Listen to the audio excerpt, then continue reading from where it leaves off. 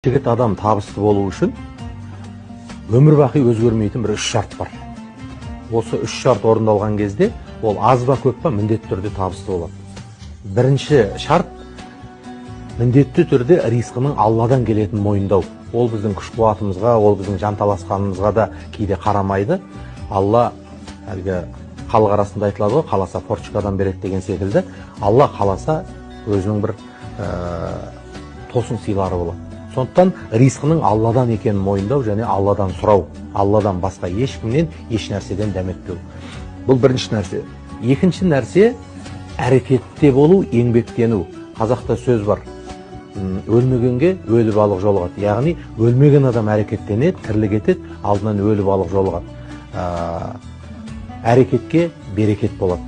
Мысалға хадистерде айтады, егер қарның ашса, сыртқа шық дейді. Ол деген сөз үйде жатып алма, сыртқа шық, әрекеттен танысыңмен кездес, білет адамға бар, іс иелеріне жолық дейді. Үшінші нәрсе не? Адам табысты болмағаннан намыстану керек. Ата-анаңа масыл болуға, әйеліңе масыл болуға, біреуге масыл болуға намыстану керек. Ғафу Қайырбеков ағамыздың керемет сөзі бар. Мен ештеңкені білмеймін, бір нәрсені білемін дейді. Жігіт адам мал табу керек дейді.